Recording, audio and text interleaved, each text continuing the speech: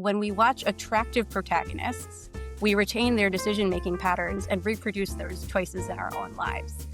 Rom-coms feel a little bit more achievable. They feel a little bit closer to real life. So if a teenager watches a holiday movie about a family business, they could think, this could be my life. Welcome back to the Family Wealth Edge. We are in full festive mode here, and we are excited to have a holiday festive pop culture conversation today, Vincent, because as you know, when it's Christmas time and the holidays, everyone's excited to sit in front of the couch and take in some holiday movies, maybe Lifetime Christmas shows that are very popular, although I find them a little bit hard to watch. I will just come out and say that. And it's fascinating to see how many topics related to our work will come up in the storyline of these movies and shows. So I was thinking about this. Take, for example, It's a Wonderful Life. Daddy, teacher says every time a bell rings, an angel gets his wings. Right? Yes. There's a lot of themes about like what is real success and Yeah. community and gosh, Christmas Carol, Ah! Humbug. which is like greed and generosity. Yeah. What am I And missing? then, the greatest Christmas movie of all time. It has to be Die Hard. Yippee-ki-yay, mother. No, Vincent. I'm totally in the camp of Die Hard is not a Christmas movie. It just happens to be I happening at don't, Christmas. I completely disagree. But Ugh. anyway, we've brought in someone that can speak more to this and hopefully bring some sense to our confusion on what makes a good Christmas movie. Yes. Sara Miller, we're happy to have you. Hi there. I'm happy to join you at Family Wealth Edge. This is great. Well, Sarah, I was so intrigued by a topic that I recently saw you present at a conference, which dove into some of the less overt messaging within movies. Like we were talking about, obviously, the themes in It's a Wonderful Life are obvious. But I learned so much from you in thinking about what are some of the more covert or less obvious themes that we see popping up in shows like romantic comedies. So I was super excited to have you join us for this festive conversation before we all sit down in front of a Lifetime holiday show and not realize what wealth messaging and family business messaging is coming across. So first, I would love to hear a bit about just why you got interested in this, and maybe it's helpful for you to share with everyone sort of what your background is and what you do for work as well, since it ties in. Yeah, sure. Thank you. So I work for a company called CFAR. We work with family businesses and owner-led businesses, as well as other mission and oriented organizations. So I'm a bit of a generalist myself. My background is in nonprofits, but I work with families and their businesses all the time. We do work in strategy, succession, governance, next gen, collaboration, culture change, all of the things you might expect. And the kind of impetus for this conversation has been all of the people talking recently about shows like Succession and the dramas that are so, as you were saying, overt about family, succession, drama, wealth. And what I was noticing, especially around this time of year, there's a lot of implicit messaging about families, about stereotypes about family businesses and wealth that kind of permeate the holiday rom-com world. And so I decided to start thinking about it a little bit more overtly to help bring the implicit to the explicit for all of us. Interesting topic, Sarah. When we were prepping for this call a couple of weeks ago, Chris and I were having a bit of a giggle about it, and we're looking forward to hearing more. And you're right. I know the work that we do with Rising Gens, there's a lot of messaging that's downloaded to us, and we don't even think about it. We always talk about our kids. Kristen's boys are much older than mine. I'm not sure if you have little ones, but I have little ones, and it's crazy. They watch a movie, and for the next week or so, they're talking about the movie and what they learned. Is that true? Is that real life? So fascinating topic. Part of our mission here at the Family Wealth Edge is to have a different conversation about wealth and the families we work with. Tell us more, Sarah. I'm so curious to hear about your presentation and some of these rom-coms that you're talking about. Well, I'm so glad you brought up children in movies because I think it's a little bit more talked about when Yeah. you think about the happily ever after narrative in romantic comedies or fairy tales or whatever it is. Um, we learn as we grow up that the romance on screen is not exactly how it works. What? Um, but who's the person who actually tells that to children about family businesses and family wealth? So, take for example, It's a Wonderful Life. You mentioned it earlier, Kristen. Um, you know, he literally feels like he has to sacrifice his dreams for his family. That's an either or situation that's probably a little less black and white in real life, right?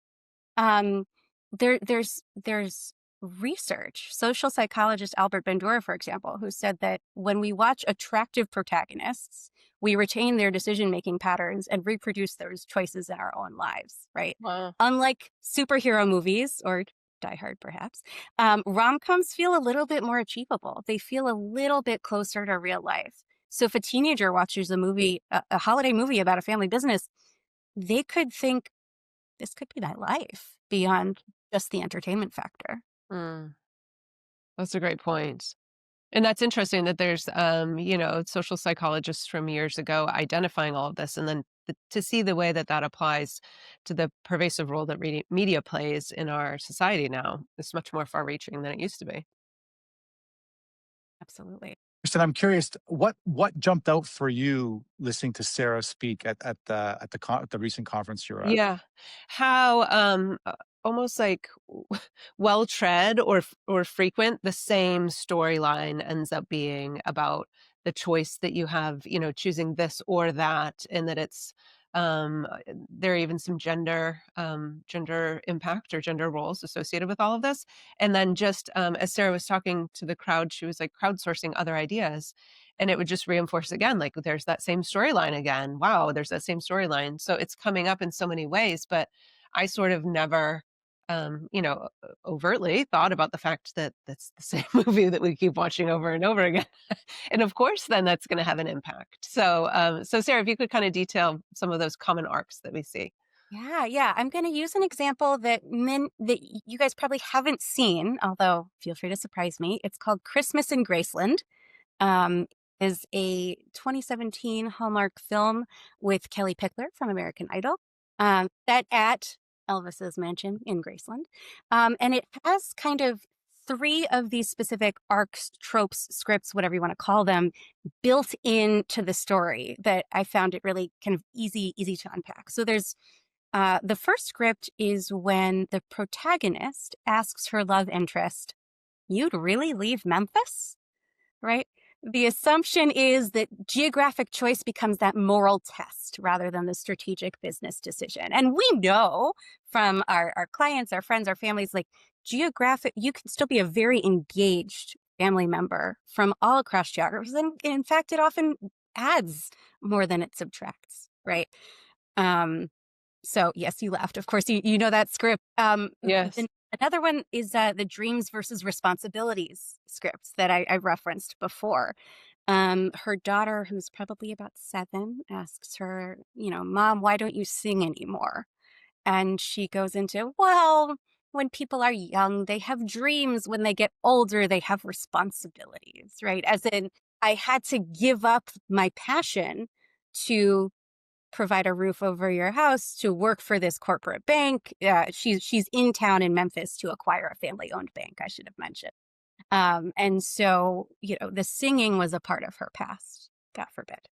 Um, and then we get into the actual family business that she's looking to acquire. She's talking the first time we see the family bank president, he is decorating the building for Christmas. And he says, "We're all about family, looking after each other. We leave every day at 5 o'clock to be with our families." And that's contrasting with her corporate boss, who's, cold efficiency.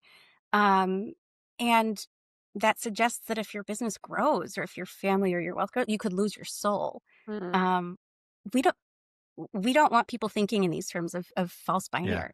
Um, yeah. And And there's I so love many films that fit that script. I love what you said about having to exchange dreams for responsibilities. Um, we talked about this on a previous show, Kristen and I, about operating out of obligation to the family business versus figuring out who you are and what actually lights you up in terms of a passion and your why versus, like we talked about, having to give up that individual pursuit of happiness to join the family enterprise for the sake of. And when you're describing the movie, I'm like, that's fascinating.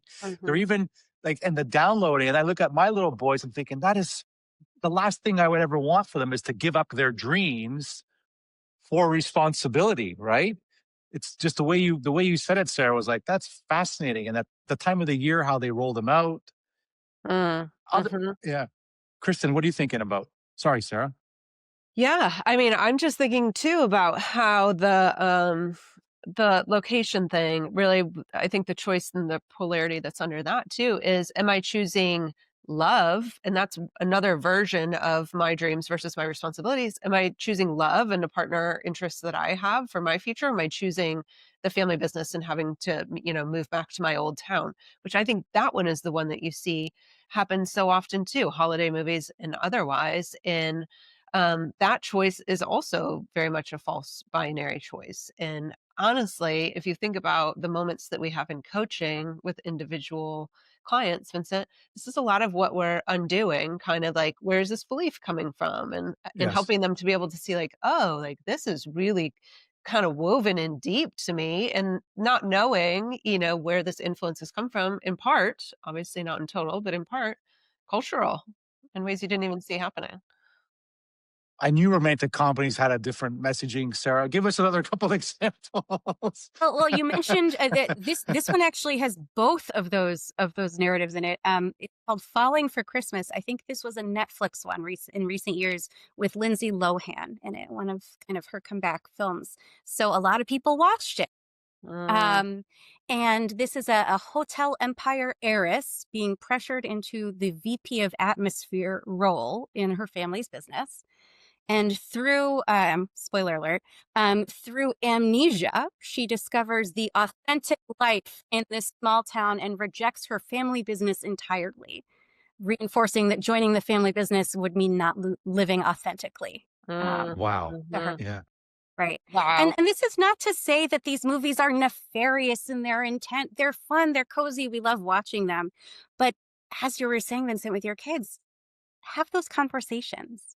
It's an opportunity to say, like you were saying, Kristen, what's behind that? Where is that story coming from? What are you telling? Yeah. Yeah.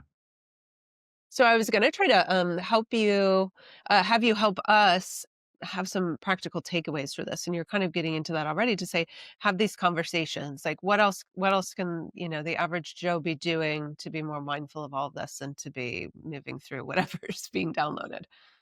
Absolutely, absolutely. So I with the conference presentation that I mentioned, I came up with a short acronym called CUE, CUE, so you can take your cue like the actors.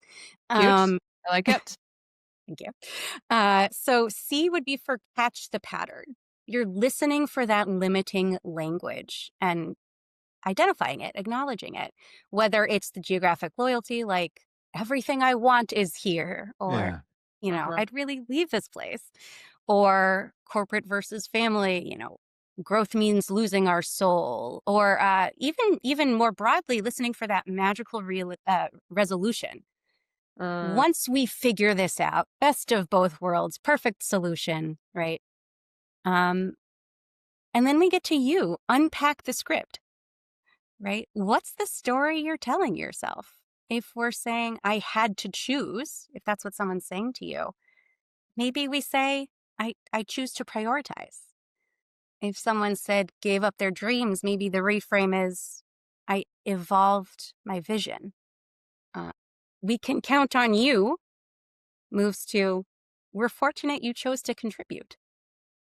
Um, and so that's unpack. And then we have E, which is for execute strategically. And that's exactly what you were mentioning before, Kristen. I'm noticing this theme here. What would it look like if both of these things could be true? Because just as often, I've noticed in all of these films, just as often as there's a magical resolution with the bow tied on top, just like the presents under the tree, there's just as many of these movie endings that just don't resolve one of the stories. So this isn't a holiday film, but Kristen, you and I were talking about The Proposal, Yes. where they're talking about there's the geographic piece. Is it Sitka, Alaska, or New York City? And Yes. you're talking about the career piece. Is it being a book editor or is it running a family business? They resolve the love story. They don't resolve the family stuff, at least not on screen. Um, and so it leaves us wondering either what ended up happening or we're making up those stories in our heads and Mhm. creating narratives for ourselves. Or is there this implicit takeaway that, like, love is easier to solve than all of that family business stuff? We Yeah. can't wrap that in an hour-and-a-half movie. Well, what I love about your setup with the Q framework is that I think, parents are always looking for ways that they can be, not having to start some big educational initiative on top of all of the other busyness of life, but just to be more intentional about the ways that they're opening conversation, with their family members, and I feel like that as you laid it out, is also a way to teach our young people critical thinking skills that applies well beyond this, right? If they're being more mindful about what is underlying what it is they're learning or viewing, I think to as parents to be able to teach our kids, oh, what's going on there? Did you notice that? And how are we internalizing that? And is that really how life works? I feel like that is the good stuff of parenting, of being able to have some of those conversations, and the Q framework is perfect for that. So thank you. Our responsibility. I think to your point, Sarah, I'm happy the way this call is going because it's, you watch a movie and there's messaging in that film, right? Positive and negative, like we talked about. You watch it with your, in my case, my little kids, and you don't debrief or talk about what they just learned. And then the little folks are off to themselves to what's right and wrong. To Kristen's point, what an opportunity, especially given the holidays. We're all together to have deeper conversations. I know when I started this work, over 10 years ago, and Kristen and I always talk about this, deeper conversations is what's needed to help families get back together and have better decision making abilities. And we're getting away from it.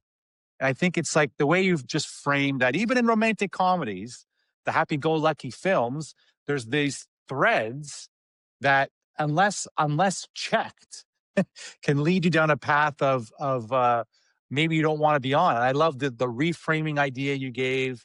So true. I love how you said about the one you said about choosing my priorities versus I had to make a choice. Great stuff. I have a kind of a more, I'm curious, is at what point did you realize or start to see, like in your work as a coach and advisor for families and clients, then like, was it like last Christmas, you're watching a rom-com and you go, wait a second, I, I, I see this pattern in my clients when I coach and now it's being downloaded on the TV. Such a good question, Vincent. It was certainly a process over time. My original question went a bit wider than that, which is why is it that these tropes exist in the first place? Like, what is it about family businesses that lend themselves so well to these stereotypical representations in film? Um, that's a bigger societal, like, social psychology question that I we haven't gotten into just yet. But if someone wants to do that research, let's talk. Um, but I think we see it showing up everywhere we look, and it just once you notice it, it starts showing up more and more. Uh, Yeah. yeah, Yeah. So let's take this away. Best or favorite Christmas movie. And then we'll debate because I have a couple that I think you guys might debate. We'll start with our guest, Sarah. Go ahead, Kristen. So no, I don't want to. It's a good question. I'm excited by your Yeah. question. Yeah.